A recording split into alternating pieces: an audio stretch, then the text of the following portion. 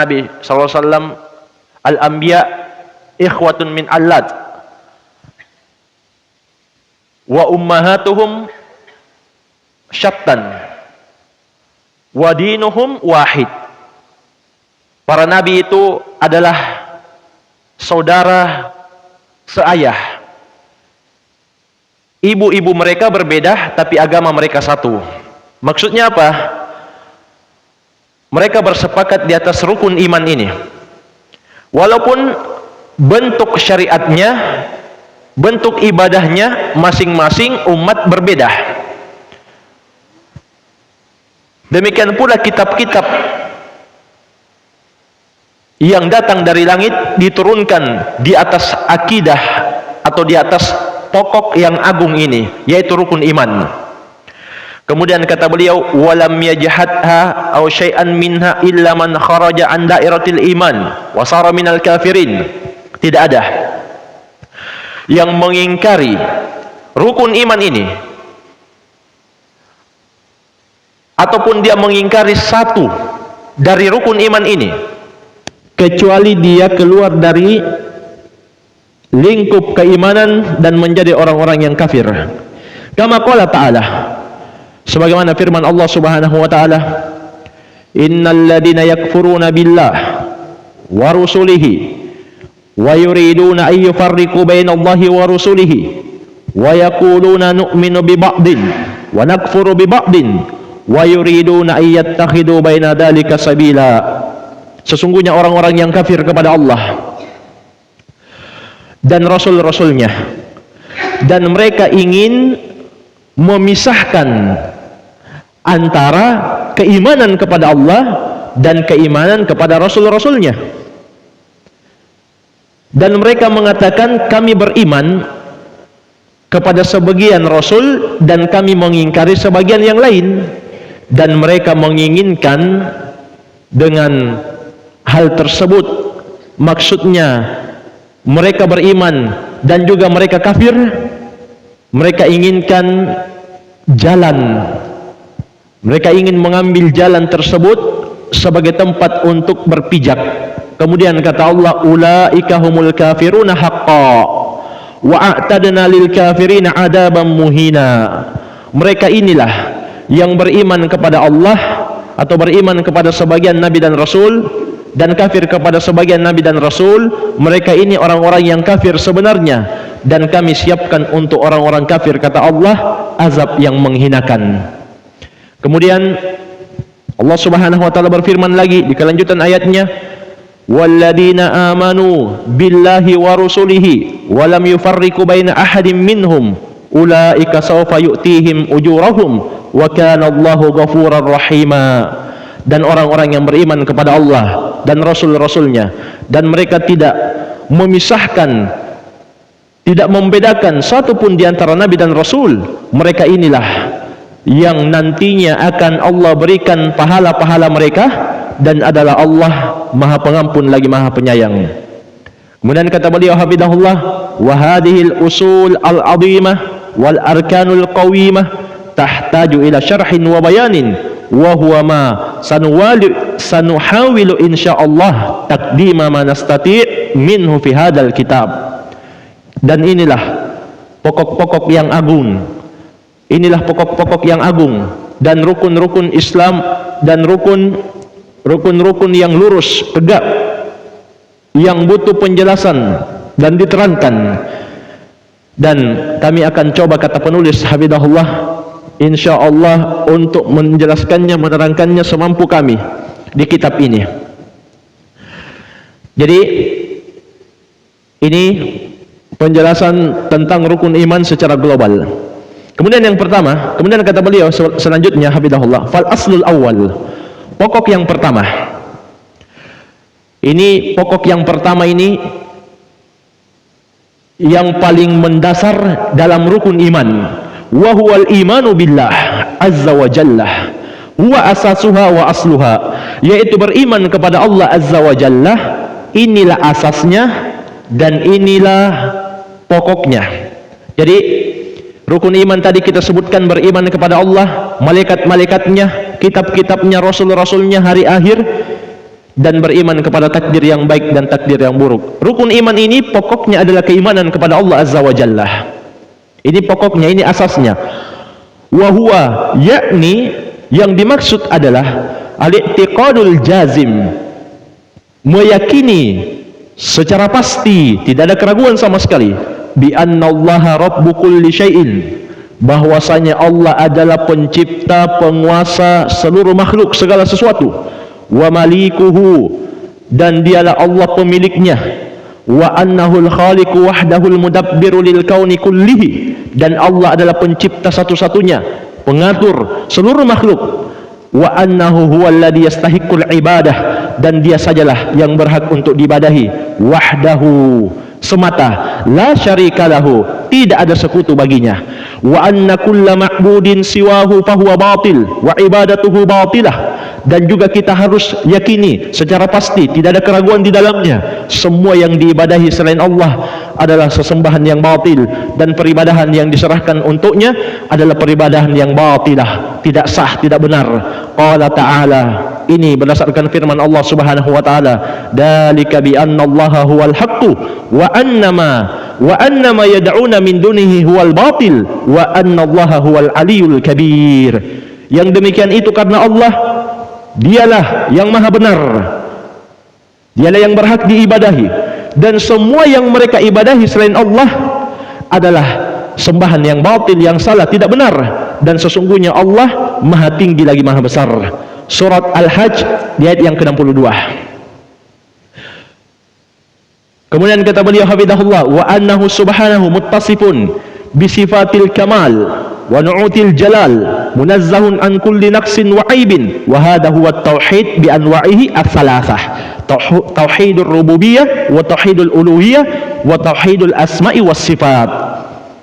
Dan sesungguhnya Allah Subhanahu wa taala memiliki sifat-sifat yang sempurna dan sifat-sifat yang mulia. Allah disucikan dari semua kekurangan dan aib. Dan inilah tauhid yang tiga, tauhid rububiyah, tauhid uluhiyah, dan tauhid asma wa sifat. Dan jamaah sekalian, di antara dalil tiga tauhid ini surat Maryam ayat yang ke-65. Allah Subhanahu wa taala berfirman, Rabbus samawati wal ardi wa ma bainahuma fa'budhu wastabir li'ibadati hal ta'lamu lahu samiyah.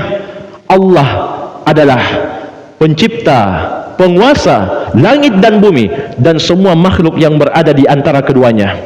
Maka beribadahlah kamu hanya kepadanya dan sabarlah dalam beribadah kepadanya. Apakah kamu tahu ada yang semisal dengan Allah? Ini pertanyaan, kata para ulama, pertanyaan yang mengandung penafian, tidak butuh jawaban. Maksudnya kamu kan sudah tahu tidak ada yang semisal dengan Allah. Kalau begitu, dia saja yang berhak diibadahi. Walam yakul lahu kufuwan ahad, tidak ada yang setara dengan Allah Subhanahu wa taala satupun juga. Kemudian yang pertama beliau sebutkan tauhidur rububiyah, tauhid rububiyah. Fa amma tauhidur rububiyah fa innahu al-iqraru bi anna Allah wahdahu huwal khaliq lil alam wa huwal mudabbir al-muhyi al-mumit wa huwar raziq dzul quwwatil matin. Tauhid rububiyah itu maknanya adalah menetapkan, meyakini bahwasanya Allah satu-satunya pencipta seluruh makhluk, dialah pengatur yang menghidupkan dan mematikan, dialah semata yang memberikan rezeki, lagi maha kuat, pemilik kekuatan yang sangat kokoh. Ini sebagaimana firman Allah Subhanahu wa taala jamaah sekalian di surat Ad-Dariyat di ayat yang ke-58, innallaha huwar razzaqu dzul quwwatil matin, sesungguhnya Allah dialah ar-razzaq yang maha memberikan rezeki, dialah pemberi rezeki seluruh makhluk, lagi pemilik kekuatan yang sangat kokoh. Wal ikrar, dan tauhid rububiyah juga harus menetapkan, meyakini bihadan nau' wal ikrar, dan meyakini ini semua bahwasanya Allah pencipta, penguasa, pengatur yang menghidupkan dan mematikan. Bihadan nau' wal ikrar bihadan nau', menetapkan ini semua, jenis ini markuzun fil fitr la yakadu yunazi'u fi ahadun minal umam, itu sebenarnya sudah tertancap di dalam hati nurani. Tidak ada satupun manusia yang mengingkarinya dari umat-umat yang telah berlalu.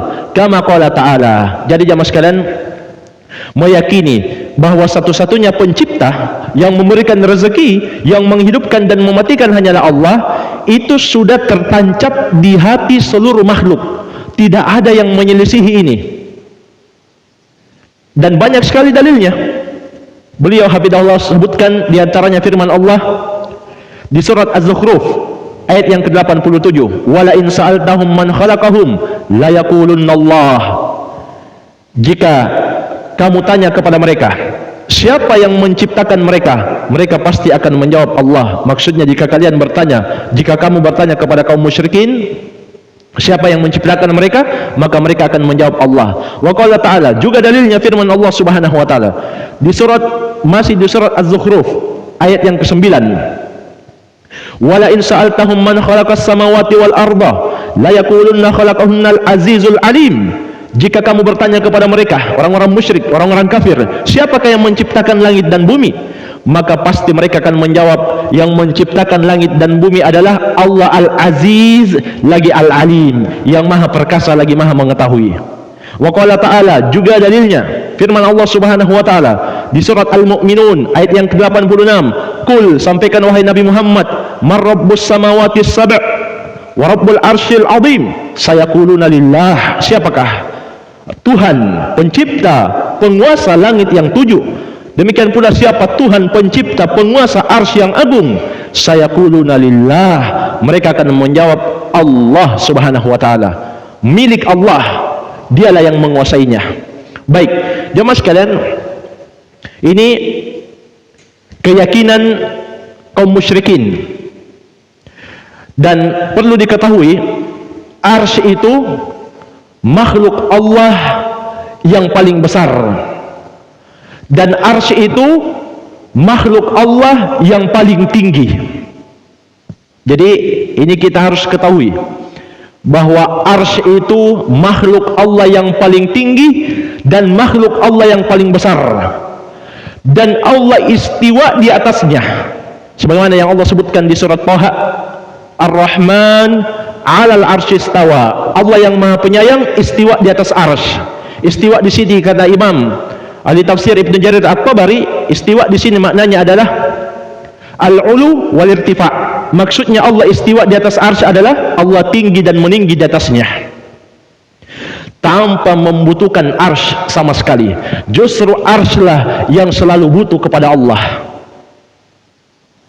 Dan jamaah sekalian, disebutkan oleh Imam Ibnu Katsir dalam tafsir beliau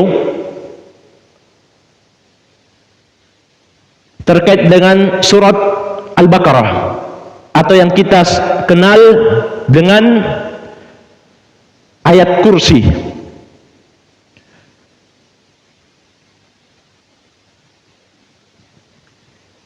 Allah Subhanahu wa taala mengatakan, wasi'a kursiyyuhus samawati wal arda.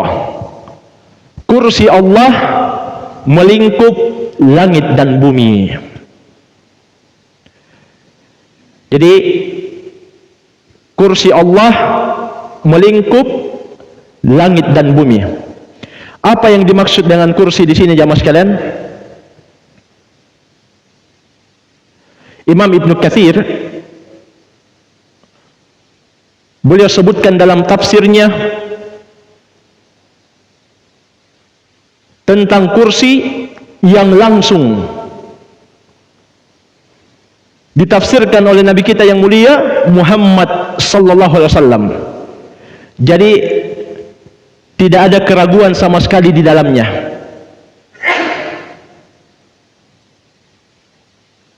Ibnu Abbas mengatakan, ini disebutkan oleh Imam Ibnu Katsir, salah seorang ahli tafsir dari mazhab Syafi'i. Su'ilan Nabi sallallahu alaihi wasallam an qaulillah. Nabi Muhammad sallallahu alaihi wasallam ditanya tentang firman Allah, wasi'a kursiyyuhus samawati wal arda.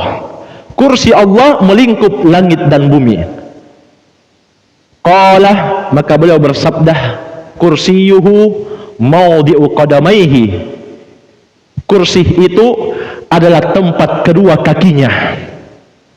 Wal arsyu la yaqdiru qadrahu illallah azza wa jalla.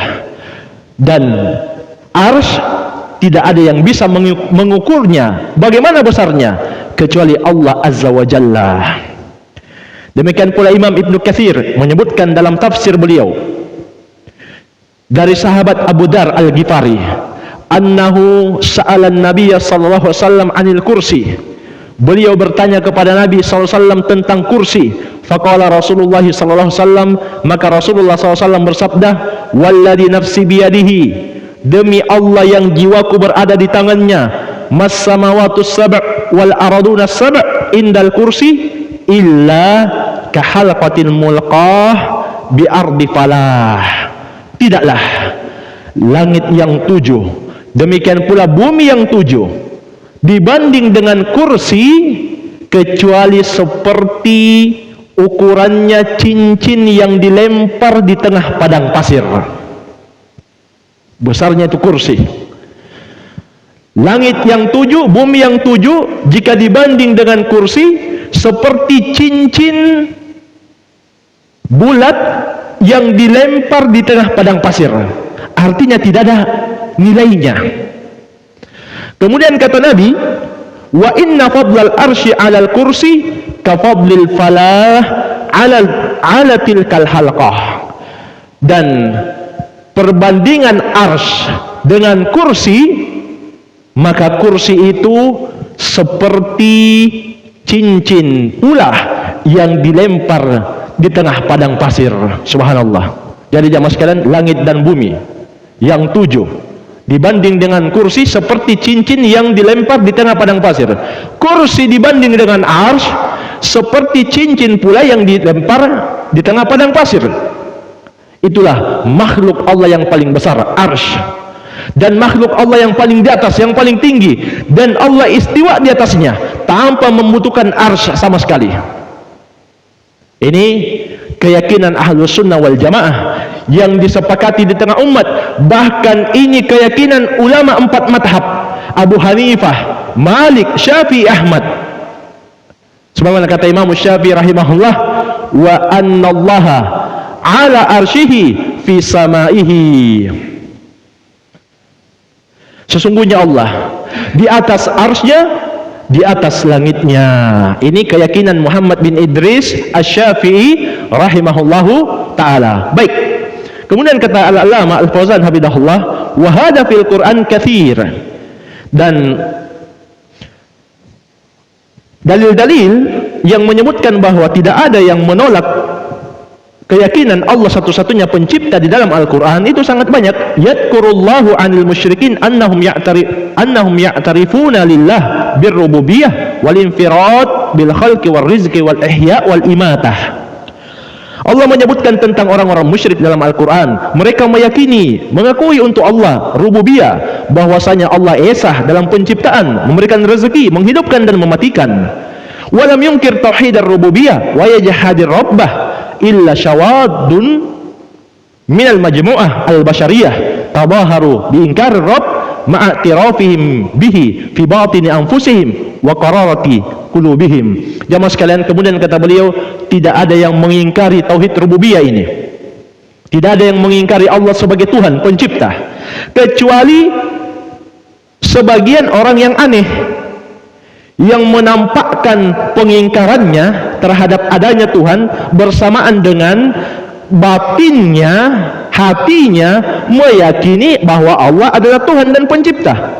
Wa inkaruhum lahu innama huwa min babil mukabarah. Dan pengingkaran mereka akan keesaan Allah sebagai Tuhan pencipta, penguasa, pengatur alam semesta, itu hanya karena muncul dari penentangan mereka. Kama dzakarallahu an Fir'aun annahu qala, sebagaimana yang Allah sebutkan tentang Fir'aun. Jadi jamaah sekalian, tidak ada yang mengingkari Allah pencipta, penguasa, Allah Tuhan semesta alam, atau Allah Tuhan seluruh makhluk. Tidak ada, kecuali sedikit saja. Itu pun yang mengingkari ini sebenarnya meyakini, cuma karena mereka memang keras kepala. Kemudian kata Syekh, contohnya Fir'aun. Fir'aun ini yang diutus kepadanya Musa alaihissalam. Apa kata Musa? Atau sebelumnya apa kata Fir'aun? Allah sebutkan ucapan sombong Fir'aun di surat Al-Qasas ayat yang ke-38. Ma'alimtu lakum min ilahin ghairi. Aku tidak tahu ada sembahan untuk kalian selain aku. Ini hakikat kesombongan. Kata Fir'aun, saya tidak tahu ada Tuhan yang berhak disembah kecuali saya. Surat Al-Qasas ayat yang ke-38. Waqad khatabahu Musa alaihissalam biqaulihi, dan Nabi Musa sudah mengingatkan Fir'aun. Allah sebutkan ini di dalam Al-Quran di surat Al-Isra ayat yang ke-102. Laqad alimta ma anzala haula'i illa rabbus samawati wal ardi basair. Sungguh benar-benar kamu telah yakin wahai Fir'aun bahwa tidak ada yang menurunkan mukjizat-mukjizat tersebut kecuali pencipta penguasa langit dan bumi sebagai pelajaran untukmu. Di antara mukjizat yang diturunkan jamaah sekalian kepada Firaun adalah tongkat Nabi Musa berubah menjadi ular yang hakiki yang memakan tali-tali tukang sihir Firaun yang seolah menjadi ular. Itu mukjizat. Tapi jamaah sekalian, yang namanya orang sombong, demikian pula orang yang zalim, maka tidak akan mempan mukjizat apapun. Demikian pula waqala ta'ala, firman Allah Subhanahu wa taala menceritakan tentang Firaun ini. Surat An-Naml ayat yang 14. Wajahadu biha wastaiqanatha anfusuhum dulman wa uluwa. Mereka mengingkari mukjizat tersebut, maksudnya Firaun dan bala tentaranya, tetapi hati-hati mereka tidak bisa mengingkarinya. Hati-hati mereka mengakuinya, meyakininya. Kenapa bisa seperti itu? Lisan mengingkari, hati meyakini. Apa sebabnya? Kata Allah, dulma wa uluwa, karena kezaliman dia dan kesombongannya. Jadi jamaah sekalian, dari sini kita mendapatkan pelajaran penting. Kezaliman dan kesombongan itu menghalangi seseorang untuk menerima nasihat. Kalau ada orang yang sombong, ada orang yang zalim, sukanya menindas orang lain, sukanya meremehkan orang lain, maka orang yang seperti ini susah diberikan nasihat. Dalilnya ini, Fir'aun sudah jelas-jelas dia lihat mukjizat yang sangat banyak. Tukang sihirnya saja langsung beriman saat itu. Tapi Fir'aun sama sekali tidak tergerak hatinya. Kenapa? Zulma wa uluwa, karena dia zalim dan punya kesombongan yang sangat tinggi. Ini surat An-Naml ayat ke-14. Wahum lam yastanidu fi juhudihim ila hujjah wa inna madalika mukabaratun minhum.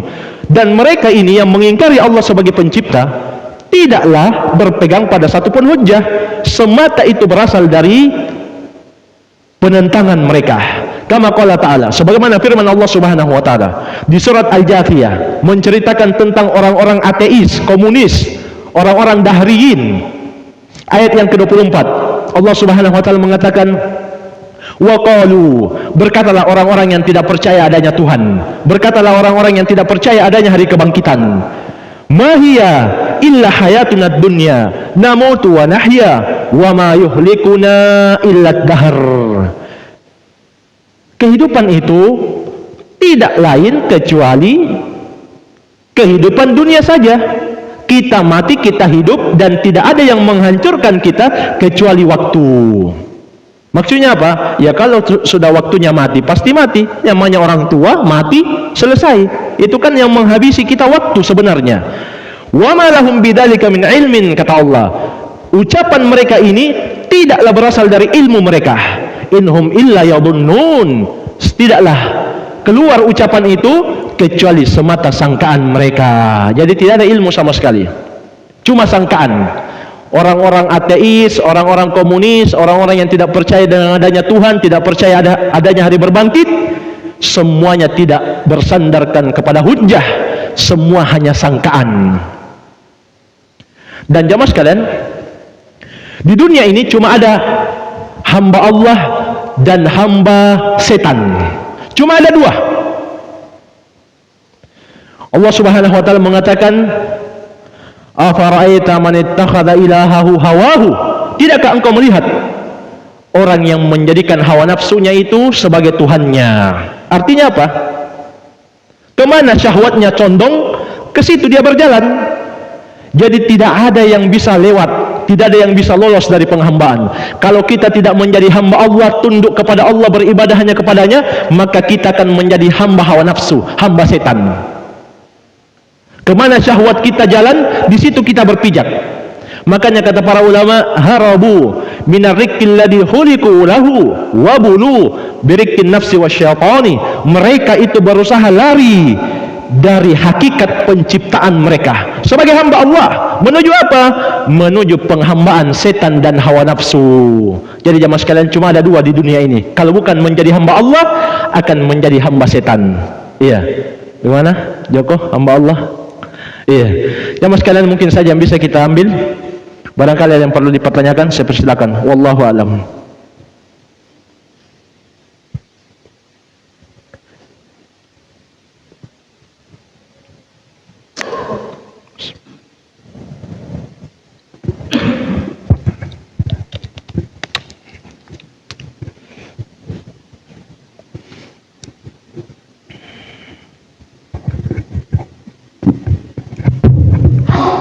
Bismillah.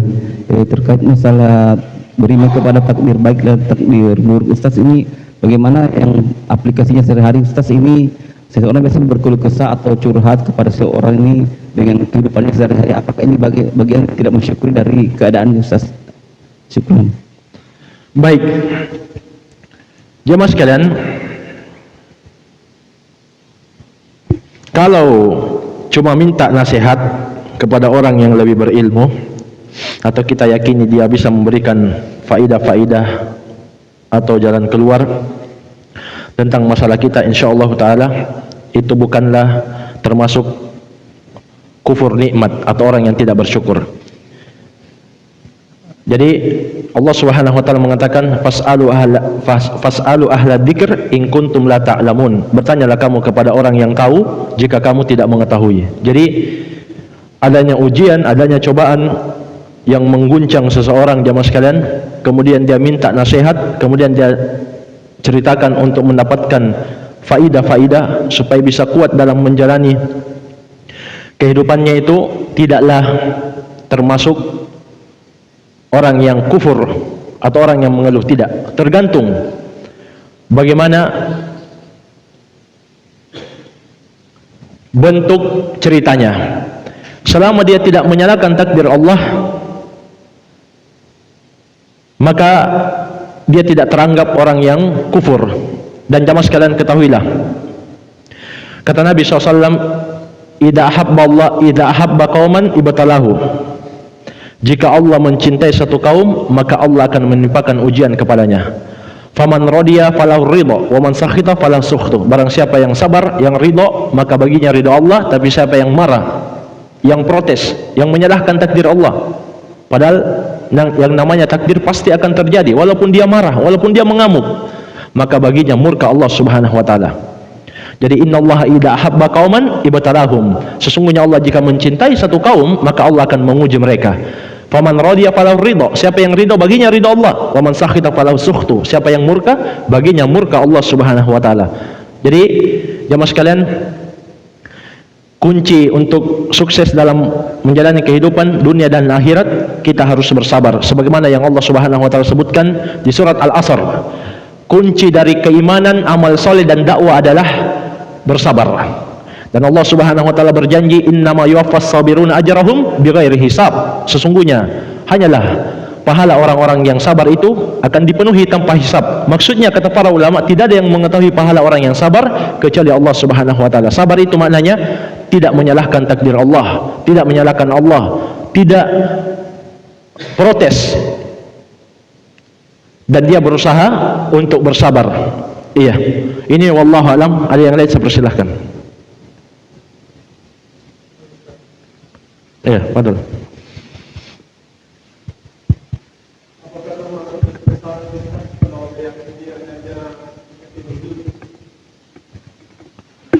Wahdatul wujud. Jemaah sekalian, wahdatul wujud ini kekufuran.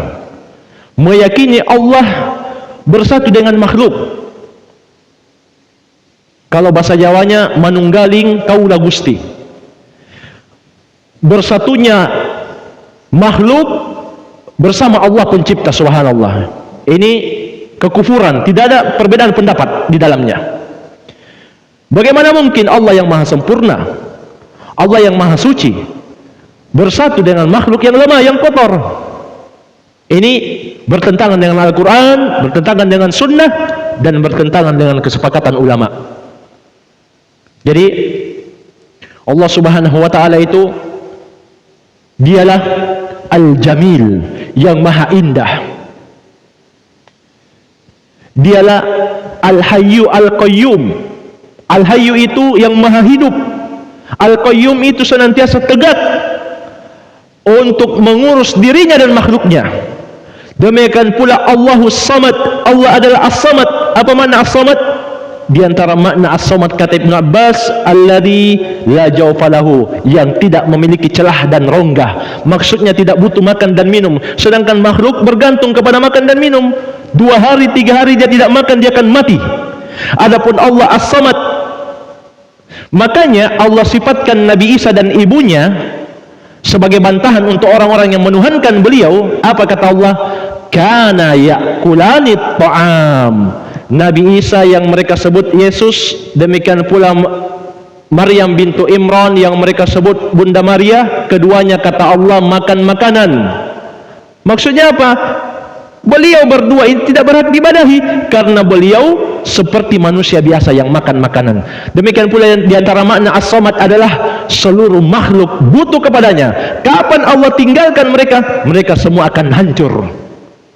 Karena itu Allah Subhanahu wa Ta'ala menegaskan, ya ayuhan nas antumul fuqara'u ilallah, wahai sekalian manusia, kalianlah yang fakir kepada Allah. Jamaah sekalian perhatikan, Allah tidak katakan di sini kalian yang miskin, tapi Allah pakai lafaz kalian yang fakir. Fakir itu di bawahnya miskin, lebih parah. Kalau miskin tidak tercukupi kebutuhannya setiap bulan, itu namanya miskin. Walaupun dia punya motor, dia punya rumah, tapi kebutuhannya tidak terpenuhi sebulan, selalu utang atau selalu susah setiap bulan, ini miskin. Fakir lebih parah lagi, mungkin pendapatannya sama sekali tidak ada, atau kalau ada sangat sedikit, setengah pun tidak dapat kebutuhannya. Ini fakir. Allah gunakan lafaz ini, wahai sekalian manusia, antumul fuqara'u ilallah wallahu huwal ghaniyul hamid. Kalian yang fakir dan Allah dialah yang maha kaya, tidak butuh siapapun juga, lagi maha terpuji. Jadi ini jamaah sekalian, kekufuran yang nyata ajaran wahdatul wujud, meyakini Allah menyatu dengan makhluk. Jadi itu ajarannya Ibnu Arabi. Ibnu Arabi ini sufiyah. Apa kata Ibnu Arabi? La ilaha illallah maknanya tidak ada yang ada kecuali Allah. Jadi semua yang ada perwujudan Allah. Jadi semua yang menyembah selain Allah jangan disalahkan, karena hakikatnya dia menyembah Allah. Itu keyakinan Ibnu Arabi. Demikian pula Al-Hallaj.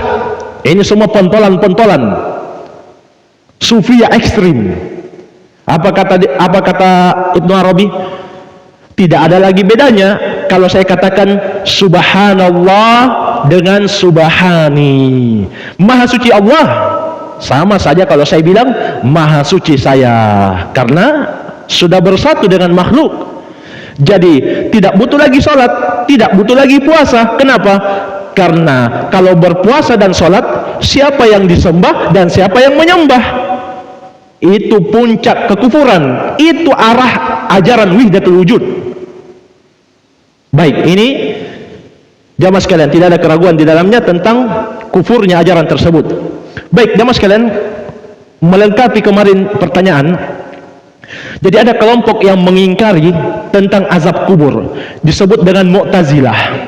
Mu'tazilah ini kita sebutkan kemarin keyakinannya Jabriyah, tapi yang benar mereka bukan Jabriyah. Yang Jabriyah itu Jahmiyah. Adapun Mu'tazilah keyakinannya dalam takdir, mereka berakidah Qadariyah. Jadi Jahmiyah dalam masalah takdir, Jabriyah dia. Apa itu Jabriyah? Tidak menetapkan kehendak untuk makhluk. Apa tujuannya? Supaya makhluk kalau berdosa tidak disalahkan. Kenapa? Ini kan kehendak Allah, bukan kehendak saya. Jadi tidak boleh dong kamu salahkan saya. Urus saya urusanmu, saya urus saya juga, urusan saya juga. Itu tujuannya, Jabriyah. Adapun Mu'tazilah, keyakinannya dalam takdir adalah Qadariyah. Apa itu Qadariyah? Tidak menetapkan kehendak untuk Allah kalau makhluk melakukan dosa. Apa alasannya? Masa Allah menghendaki makhluk berdosa? Tidak mungkin Allah menghendaki makhluk berdosa. Kalau begitu, itu bukan kehendak Allah, tapi itu kehendak makhluk. Jadi kalau begitu jamaah sekalian, ada yang terjadi di muka bumi di luar kehendak Allah. Berarti Allah kurang dong kalau begitu. Ini semua pemahaman menyimpang dalam akidah Ahlussunnah wal Jamaah. Dan bantahannya 2 ayat di surat At-Takwir. Allah Subhanahu wa taala berfirman, "Liman syaa'a minkum ayyastaqim." Al-Qur'an itu bagi siapa saja yang ingin di antara kalian istiqomah. Perhatikan, Allah katakan kalian ingin, berarti kalian punya kehendak. Tapi di akhir ayat apa kata Allah? "Wa ma tasyauna illa ayyasha Allahu rabbul alamin." Tidaklah kalian menginginkan istiqomah terwujud, tercapai, kecuali setelah Allah Subhanahu wa taala, Rabb seluruh makhluk, menghendakinya pula. Jadi Allah menetapkan kehendak untuk makhluk, Allah juga menetapkan kehendak untuknya, tapi kehendak makhluk berada di bawah kehendak Allah Subhanahu wa taala. Dan jamaah sekalian, Mu'tazilah mengingkari siksa kubur. Siksa kubur ini ditetapkan dengan Al-Qur'an, As-Sunnah dan ijma', tidak ada perbedaan pendapat. Di antaranya firman Allah Subhanahu wa taala menceritakan tentang kondisi Firaun sampai hari ini. Di surat Ghafir ayat yang ke-46, "An-naru yu'raduna 'alaiha guduwan wa 'ashiyah wa yauma taqumus sa'ah adkhilu ala fir'aun asyaddal adab." Neraka, api diperlihatkan kepada Firaun dan bala tentaranya di pagi dan sore hari. Jadi itu nasib Fir'aun dan bala tentaranya sampai hari ini. Berdasarkan surat Ghafir ayat yang ke-46, api diperlihatkan kepada mereka di kuburnya di setiap pagi dan sore hari. Wa yauma taqumus sa'ah, dan ketika tegak hari berbangkit. Jadi tadi itu api di kuburnya. Saat tegak nanti hari kiamat, Allah Subhanahu wa taala berfirman, "Adkhilu ala fir'aun asyaddal adab." Masukkanlah Firaun dan bala tentaranya ke dalam azab yang sangat dahsyat. Jadi jamaah sekalian, perhatikan di sini Allah kabarkan Firaun sekarang disiksa. Maksudnya di mana? Di kubur. Nanti hari kiamat dibangkitkan, diperintahkan untuk dimasukkan ke dalam azab yang sangat dahsyat. Jamaah sekalian, demikian pula dalam hadits Al-Barra bin Azib yang diriwayatkan oleh Imam Ahmad, Nabi Muhammad SAW mengatakan, sesungguhnya orang yang beriman, demikian pula orang yang kafir, dalam satu riwayat orang munafik, dalam riwayat yang lain orang yang berdosa, semuanya akan ditanya, "Mar Rabbuk?" Siapa Rabbmu? Demikian pula akan ditanya, "Ma dinuk?" Apa agamamu yang kamu jadikan pijakan ketika hidup? Demikian pula mereka akan ditanya, "Ma hadzal rajul alladzi bu'itsa fikum?" Siapa laki-laki ini, rasul ini yang diutus di tengah kalian? Ini hadits Al-Barra bin Azib yang dikeluarkan oleh Imam Ahmad. Demikian pula ijma', sepakat ulama, tidak ada perbedaan pendapat, dinukil oleh Imam Abul Hasan Al-Asy'ari rahimahullah dalam kitabnya Risalah ila ahli Thagar. Apa kata beliau?